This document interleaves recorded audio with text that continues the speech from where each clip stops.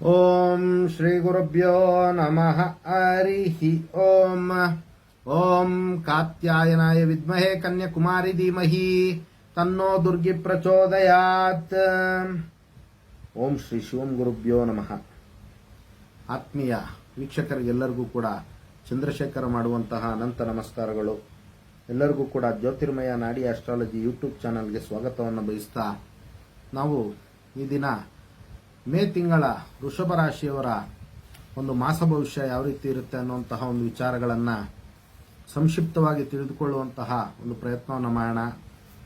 ಇನ್ನು ವೃಷಭ ರಾಶಿಗೆ 14/5/2024 ಮೇ 14ನೇ ತಾರೀಕು ಸೂರ್ಯಗ್ರಹರ ಒಂದು ಸಂಚಾರ ಆಗುವಂಥದ್ದು. ಅದೇ ರೀತಿ 1/5/2024 1ನೇ ತಾರೀಕಿಗೆ ವೃಷಭ ರಾಶಿಗೆ ಗುರುವಿನ ಒಂದು ಆಗಮನ ಆಗುವಂಥದ್ದು. ಇನ್ನು 10ನೇ ತಾರೀಕು ಬುಧ ಗ್ರಹರ ಒಂದು ಆಗಮನ ಮೇಷ ರಾಶಿಗೆ ಆಗುವಂಥದ್ದು. ಇನ್ನು 31/5/2024 ಬುಧ ಗ್ರಹರ ಒಂದು ಆಗಮನ ವೃಷಭ ರಾಶಿಗೆ ಆಗುವಂಥದ್ದು. ಇನ್ನು 19ನೇ ತಾರೀಕು ಶುಕ್ರ ಗ್ರಹರ ಒಂದು ಪರಿಭ್ರಮಣ ವೃಷಭ ರಾಶಿಗೆ ಆಗುವಂಥದ್ದು. ಇನ್ನು ಈಗಿರುವಾಗ ವೃಷಭ ರಾಶಿಯವರಿಗೆ ಯಾವ ಯಾವ ಮನೆಯಲ್ಲಿ ಯಾವ ಯಾವ ಒಂದು ಗ್ರಹರ ಒಂದು ದೃಷ್ಟಿ ಇರುವಂಥದ್ದು, ಇನ್ನು ಈ ರೀತಿ ದೃಷ್ಟಿ ಇದ್ದಂತಹ ಸಂದರ್ಭದಲ್ಲಿ ಅವರಿಗೆ ಯಾವ ರೀತಿ ಶುಭ ಅಶುಭಗಳಿರುವಂತಹ ಒಂದು ಸಾಧ್ಯತೆಗಳಿರುತ್ತೆ ಅನ್ನುವಂತಹ ಒಂದು ವಿಚಾರಗಳನ್ನು ಮತ್ತು ಪರಿಹಾರಗಳನ್ನು ತಿಳಿದುಕೊಳ್ಳುವಂಥ ಒಂದು ಪ್ರಯತ್ನವನ್ನು ಮಾಡೋಣ. ಇನ್ನೂ ಯಾರು ನಮ್ಮ ಒಂದು ಯೂಟ್ಯೂಬ್ ಚಾನಲನ್ನು ಸಬ್ಸ್ಕ್ರೈಬ್ ಮಾಡಿಕೊಂಡಿಲ್ಲ, ದಯವಿಟ್ಟು ನಮ್ಮ ಒಂದು ಚಾನಲನ್ನು ಸಬ್ಸ್ಕ್ರೈಬ್ ಮಾಡ್ಕೊಳ್ಳಿ. ಅದೇ ರೀತಿ ಬೆಲ್ ಐಕಾನ್ ಅನ್ನು ಕೂಡ ಪ್ರೆಸ್ ಮಾಡಿ ನಾವು ಅಪ್ಲೋಡ್ ಮಾಡುವಂತಹ ವಿಡಿಯೋಗಳು ನಿಮಗೆ ನೋಟಿಫಿಕೇಶನ್ ಮುಖಾಂತರ ಬಂದು ತಲುಪುತ್ತೆ. ಒಳ್ಳೊಳ್ಳೆ ವಿಚಾರಗಳನ್ನು ತಿಳ್ಕೊಳ್ಳಿಕ್ಕೆ ಅನುಕೂಲ ಆಗುತ್ತೆ ಅಂತ ತಿಳಿಸ್ತಾ, ಇನ್ನು ಫೇಸ್ಬುಕ್ ಪೇಜನ್ನು ಕೂಡ ಫಾಲೋ ಮಾಡಿ ಅಂತ ತಿಳಿಸ್ತಾ, ಇನ್ನು ವೃಷಭ ರಾಶಿಗೆ ನೋಡಿ 1ನೇ ಮನೆಯಲ್ಲಿ ಗುರು, ಸೂರ್ಯ ಮತ್ತು ಶುಕ್ರರ ಒಂದು ಪ್ರಭಾವ ಮೇ ತಿಂಗಳ ಒಂದು ಸಂಪೂರ್ಣ ಇರ್ತಕ್ಕಂಥದ್ದು. ಅದೇ ರೀತಿ 5ನೇ ಮನೆಯಲ್ಲಿ ಕೇತು ಗ್ರಹರ ಒಂದು ಪ್ರಭಾವ, 10ನೇ ಮನೆಯಲ್ಲಿ ಶನಿ ಗ್ರಹರ ಒಂದು ಪ್ರಭಾವ, 11ನೇ ಮನೆಯಲ್ಲಿ ರಾಹುವಿನ ಒಂದು ಪ್ರಭಾವ, ಬುಧ ಗ್ರಹರ ಒಂದು ಪ್ರಭಾವ, ಕುಜಗ್ರಹರ ಒಂದು ಪ್ರಭಾವ. ಈ ರೀತಿ ಇದ್ದಂಥ ಒಂದು ಸಂದರ್ಭದಲ್ಲಿ ವೃಷಭ ರಾಶಿಯವರಿಗೆ ಶುಭ ಮತ್ತು ಮಿಶ್ರ ಫಲಗಳೆರಡೂ ಕೂಡ ಇರುವಂತಹ ಒಂದು ವಿಶೇಷತೆ ಮೇ ತಿಂಗಳಲ್ಲಿ ಇರ್ತಕ್ಕಂಥದ್ದು. ನೋಡಿ, ಗುರುವಿನ ಒಂದು ಆಗಮನದಿಂದ ನೋಡಿ ಬಹಳಷ್ಟು ಜನ ರಾಶಿಗೆ ಗುರುವಿನ ಒಂದು ಆಗಮನದಿಂದ ಗುರುಬಲ ಕಡಿಮೆ ಅಥವಾ ಇಲ್ಲ ಅನ್ನುವಂತಹ ಒಂದು ವಿಚಾರಗಳು ಹೇಳ್ತಾರೆ. ಆದರೆ ಗುರು ಅಂದರೆ ಶುಭ ಗ್ರಹ. ಗುರು ಅತ್ಯಂತ ಶುಭ ಗ್ರಹ ಆಗಿರೋದ್ರಿಂದ ನಿಮಗೆ ಗುರುಬಲ ಕಡಿಮೆ ಇದ್ರೂ ಕೂಡ ಗುರುವಿನ ಒಂದು ಆಶೀರ್ವಾದ ಇರುವಂಥದ್ದು. ಇನ್ನು ಗುರುವಿನ ಒಂದು ಆಗಮನದಿಂದ ನಿಮಗೆ ಬಹಳಷ್ಟು ಅನುಕೂಲಗಳಾಗುವಂಥ ಒಂದು ಸಾಧ್ಯತೆಗಳು ಅತಿ ಹೆಚ್ಚಾಗಿರುತ್ತೆ. ಇನ್ನು ನೋಡಿ, ಗುರುವಿನ ಒಂದು ಆಗಮನದಿಂದ ನಿಮಗೆ ನಿಮ್ಮ ಒಂದು ಆತ್ಮ ಪ್ರತಿಷ್ಠೆ ಜಾಸ್ತಿ ಆಗುವಂಥದ್ದು, ನಾವು ಇನ್ನೂ ಹೆಚ್ಚಿನ ರೀತಿಯಲ್ಲಿ ಅನುಕೂಲಸ್ಥರಾಗಿ ಬಾಳಬೇಕು ಅನ್ನುವಂತಹ ಒಂದು ಸ್ವಾಭಿಮಾನ ಬರುವಂತಹ ಒಂದು ಸಾಧ್ಯತೆಗಳು ಅತಿ ಹೆಚ್ಚಾಗಿರುತ್ತೆ. ಮತ್ತು ನಿಮ್ಮ ಒಂದು ಸಾಮರ್ಥ್ಯಗಳನ್ನು ಉದ್ದೀಪನ ಮಾಡಿಕೊಳ್ಳುವಂತಹ ಒಂದು ಶಕ್ತಿ ಸಾಮರ್ಥ್ಯವನ್ನು ಗುರುವಿನ ಒಂದು ಆಶೀರ್ವಾದದಿಂದ ಗಳಿಸುವಂಥದ್ದು. ಇನ್ನು ಜನ್ಮಸ್ಥಳದಲ್ಲಿ ಯಾರಾದರೂ ವ್ಯಾಪಾರ ಮಾಡ್ತಾ ಇದ್ರೆ ಅವರ ಒಂದು ಸ್ವಂತ ಸ್ಥಳದಲ್ಲಿ ಅವರ ಒಂದು ವ್ಯಾಪಾರ ವ್ಯವಹಾರಗಳೆಲ್ಲವೂ ಕೂಡ ಅಭಿವೃದ್ಧಿಯಾಗುವಂತಹ ಒಂದು ಸಾಧ್ಯತೆಗಳು, ನಿಮಗೆ ಜ್ಞಾನ ಪ್ರಾಪ್ತಿಯಾಗುವಂಥದ್ದು, ಒಂದು ರೀತಿ ಎನ್ಲೈಟ್ಮೆಂಟ್ ಆಗುವಂತಹ ಒಂದು ಸಾಧ್ಯತೆಗಳು ಗುರುವಿನ ಒಂದು ಆಗಮನದಿಂದ ವೃಷಭ ರಾಶಿಯವರಿಗೆ ಅತಿ ಹೆಚ್ಚಾಗಿ ಆಗುವಂಥದ್ದು. ನಿಮಗೆ ಇನ್ನೂ ಹೆಚ್ಚಿನ ರೀತಿಯಲ್ಲಿ ಗೌರವವನ್ನು ಮತ್ತು ಕೀರ್ತಿ ಯಶಸ್ಸನ್ನು ಗಳಿಸಬೇಕು ಅನ್ನುವಂತಹ ಒಂದು ಛಲ ಗುರುವಿನ ಒಂದು ಆಗಮನದಿಂದ ನಿಮಗೆ ದೊರೆಯುವಂತಹ ಒಂದು ಸಾಧ್ಯತೆಗಳು ಅತಿ ಹೆಚ್ಚಾಗಿರುತ್ತೆ.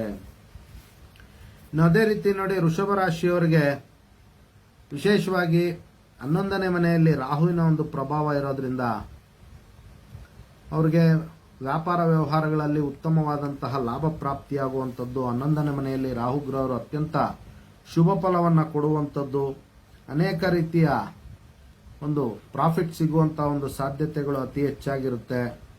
ಇನ್ನು ನಿಮ್ಮ ಒಂದು ಗೋಲ್ಸ್ ಅನ್ನ ರೀಚ್ ಮಾಡಬೇಕು ಅನ್ನುವಂತಹ ಒಂದು ಧೈರ್ಯ ಸಾಹಸ ಕೂಡ ನಿಮ್ಗೆ ಹೆಚ್ಚಾಗ್ತಕ್ಕಂಥದ್ದು. ಪಿತ್ರಾರ್ಜಿತ ಆಸ್ತಿಯ ಒಂದು ವಿಚಾರದಲ್ಲಿ ನಿಮ್ಗೆ ಅನುಕೂಲಗಳಾಗುವಂತಹ ಒಂದು ಸಾಧ್ಯತೆಗಳು ಅತಿ ಹೆಚ್ಚಾಗಿರ್ತಕ್ಕಂಥದ್ದು. ಇನ್ನು ನಿಮ್ಮ ಬಳಿ ಕೆಲಸ ಮಾಡುವಂತಹ ಒಂದು ನೌಕರರು ನಿಮಗೆ ಸಹಾಯ ಮತ್ತು ಸಹಕಾರ ಮಾಡುವಂಥದ್ದು. ಇನ್ನು ವಿವಾಹ ಜೀವನದಲ್ಲೂ ಕೂಡ ಶಾಂತಿ ನೆಮ್ಮದಿ ದೊರೆಯುವಂತಹ ಒಂದು ಸಾಧ್ಯತೆಗಳು ಅತಿ ಹೆಚ್ಚಾಗಿರ್ತಕ್ಕಂಥದ್ದು. ಅದೇ ರೀತಿ ನೋಡಿ, 10ನೇ ಮನೆಯಲ್ಲಿ ಶನಿಗ್ರಹರ ಒಂದು ಪ್ರಭಾವ ಇರತಕ್ಕಂಥದ್ದು. ಇನ್ನು 10ನೇ ಮನೆಗೆ ಶನಿಗ್ರಹರೇ ಅಧಿಪತಿಯಾಗಿರೋದ್ರಿಂದ ನಿಮ್ಮ ಒಂದು ಕರ್ಮಸ್ಥಾನ ನೋಡಿ, ವಿಶೇಷವಾಗಿ ನೀವು ಉದ್ಯೋಗ ಮಾಡ್ತಾ ಇರಲಿ, ವ್ಯಾಪಾರ ಮಾಡ್ತಾ ಇರಲಿ, ನಿಮ್ಮ ವ್ಯಾಪಾರ ಮತ್ತು ಉದ್ಯೋಗದಲ್ಲಿ ಯಶಸ್ಸು ಬರುವಂತಹ ಒಂದು ಸಾಧ್ಯತೆಗಳು ಅತಿ ಹೆಚ್ಚಾಗಿರುತ್ತೆ. ನಿಮಗೆ ಜಯ ಸನ್ಮಾನ ಪ್ರಾಪ್ತಿಯಾಗುವಂತಹ ಒಂದು ಸಾಧ್ಯತೆಗಳು, ಅದೇ ರೀತಿ ಕೀರ್ತಿ ಯಶಸ್ಸು ದೊರೆಯುವಂತಹ ಒಂದು ಸಾಧ್ಯತೆಗಳು ಅತಿ ಹೆಚ್ಚಾಗಿರ್ತಕ್ಕಂಥದ್ದು.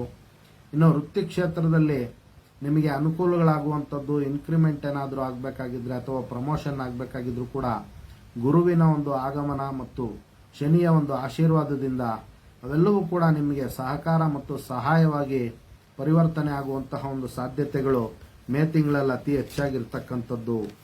ಇನ್ನು ನೋಡಿ, ಪ್ರೀತಿ ಪ್ರೇಮದ ಒಂದು ವಿಚಾರಗಳಲ್ಲಿ 5ನೇ ಮನೆಯಲ್ಲಿ ಕೇತುವಿನ ಒಂದು ಪ್ರಭಾವ ಇರೋದ್ರಿಂದ ಸ್ವಲ್ಪ ಎಚ್ಚರಿಕೆಯಾಗಿರ್ಬೇಕಾಗುತ್ತೆ. ವಿನಾಕಾರಣ ಅಪವಾದ ಬರುವಂಥದ್ದು ಅಥವಾ ಆರೋಪಗಳು ಬರುವಂಥ ಒಂದು ಸಾಧ್ಯತೆಗಳಿರುತ್ತೆ. ಇನ್ನು ಸಂತಾನಕ್ಕೆ ಪ್ರಯತ್ನ ಮಾಡ್ತಾ ಇರ್ತಕ್ಕಂತಹ ಒಂದು ದಂಪತಿಗಳ ಒಂದು ವಿಚಾರದಲ್ಲಿ ಸ್ವಲ್ಪ ಹಿನ್ನಡೆ ಆಗುವಂಥದ್ದು. ಅದರಿಂದ ಪರಿಹಾರಾರ್ಥವಾಗಿ ಪ್ರತಿನಿತ್ಯ ಓಂ ಗಂ ಗಣಪತಯೇ ನಮಃ ಎನ್ನುವಂತಹ ಈ ಮಂತ್ರವನ್ನು 108 ಬಾರಿ ಜಪ ಮಾಡುವಂಥದ್ದು. ಇನ್ನು ಪ್ರತಿ ಮಂಗಳವಾರ ಗಣಪತಿಗೆ ಈ ಒಂದು 21 ಗರಿಕೆಯನ್ನು ಸಮರ್ಪಣೆ ಮಾಡೋದ್ರಿಂದ ನಿಮ್ಮ ಒಂದು ಸಂಕಲ್ಪಗಳನ್ನು ಈಡೇರಿಸಿಕೊಳ್ಳುವಂತಹ ಒಂದು ಶಕ್ತಿ ಸಾಮರ್ಥ್ಯ ಗಣಪತಿಯ ಒಂದು ದಿವ್ಯ ಆಶೀರ್ವಾದದಿಂದ ನಿಮಗೆ ದೊರೆಯುವಂತಹ ಒಂದು ವಿಶೇಷತೆ ಇರುತ್ತೆ. ಈ ರೀತಿ ವೃಷಭ ರಾಶಿಯವರಿಗೆ ಶುಭ ಮತ್ತು ಅಶುಭ ವಿಚಾರಗಳೆರಡೂ ಕೂಡ ಇರೋದ್ರಿಂದ ಗಣಪತಿಯ ಒಂದು ಆರಾಧನೆ ಮಾಡಿ ನಿಮಗೆ ಅತ್ಯಂತ ಶುಭ ಪ್ರಾಪ್ತಿಯಾಗುತ್ತೆ. ಅದೇ ರೀತಿ ನೋಡಿ, 11ನೇ ಮನೆಯಲ್ಲಿ ಬುಧ ಮತ್ತು ಕುಜಗ್ರಹರ ಒಂದು ಪ್ರಭಾವವು ಕೂಡ ಇರೋದ್ರಿಂದ ನಿಮಗೆ ರಕ್ತ ಸಂಬಂಧಿಗಳಿಂದ ಉತ್ತಮವಾದಂತಹ ಒಂದು ಸಹಾಯ ದೊರೆಯುವಂಥದ್ದು, ಸ್ನೇಹಿತರಿಂದ ಒಳ್ಳೆಯ ಒಂದು ಅನುಕೂಲ ಪ್ರಾಪ್ತಿಯಾಗುವಂಥದ್ದು. ಆದರೆ ಸ್ವಲ್ಪ ದುಷ್ಟ ಜನರ ಸಂಘವೂ ಕೂಡ ಆಗುವಂಥ ಒಂದು ಸಾಧ್ಯತೆಗಳಿರುತ್ತೆ. ಅದರಿಂದ ಈ ಒಂದು ವಿಚಾರಗಳಲ್ಲಿ ನೀವು ಎಚ್ಚರಿಕೆಯನ್ನು ವಹಿಸಬೇಕಾಗುತ್ತೆ. ಇನ್ನು ನೋಡಿ, ಕೌಟುಂಬಿಕ ವಿಚಾರಗಳಲ್ಲಿ ಅನುಕೂಲಗಳಾಗ್ತಕ್ಕಂಥದ್ದು. ಇನ್ನು ವಿವಾಹ ಒಂದು ವಿಚಾರದಲ್ಲಿ ನಿಮ್ಮ ಪ್ರಯತ್ನಗಳಿಗೆ ಸಫಲತೆ ಸಿಗುವಂಥದ್ದು, ಇವೆಲ್ಲವೂ ಕೂಡ ನಿಮಗೆ ಅತ್ಯಂತ ಶುಭ ಫಲ ಪ್ರಾಪ್ತಿಯಾಗುವಂತಹ ಒಂದು ಸಾಧ್ಯತೆಗಳು ಮೇ ತಿಂಗಳಲ್ಲಿ ಅತಿ ಹೆಚ್ಚಾಗಿರುವಂಥದ್ದು.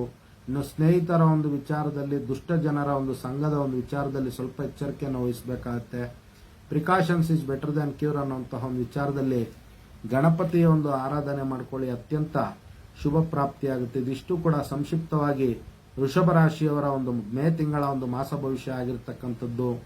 ಎಲ್ಲರೂ ಕೂಡ ನಮ್ಮ ಫೇಸ್ಬುಕ್ ಪೇಜನ್ನು ಫಾಲೋ ಮಾಡಿ, ಅದೇ ರೀತಿ ಯೂಟ್ಯೂಬ್ ಚಾನಲ್ಗೂ ಕೂಡ ಸಬ್ಸ್ಕ್ರೈಬ್ ಮಾಡ್ಕೊಳ್ಳಿ ಅಂತ ಮತ್ತೊಮ್ಮೆ ಕೇಳ್ಕೊಳ್ತಾ, ಎಲ್ಲರ ಒಂದು ಜೀವನ ಅತ್ಯಂತ ಸುಖದಾಯಕವಾಗಿ ಮತ್ತು ಆರ್ಥಿಕ ಜೀವನ ಉತ್ತಮವಾಗಿ ಮಹಾಲಕ್ಷ್ಮಿ ಕೃಪಾ ಕಟಾಕ್ಷ ದೊರೆಯಲಿ ಅಂತ ಜಗನ್ಮಾತೆಯಲ್ಲಿ ಮತ್ತೊಮ್ಮೆ ನನ್ನ ಆರಾಧ್ಯ ದೇವತೆ ಲಲಿತಾಂಬಿಕೆ ಬಳಿ ಪ್ರಾರ್ಥನೆ ಸಲ್ಲಿಸುತ್ತಾ, ಸರ್ವೇ ಜನಃ ಸುಖಿನೋ ಭವಂತು, ಸಮಸ್ತ ಸನ್ಮಂಗಳಾನಿ ಭವಂತು, ಶುಭಮಸ್ತು.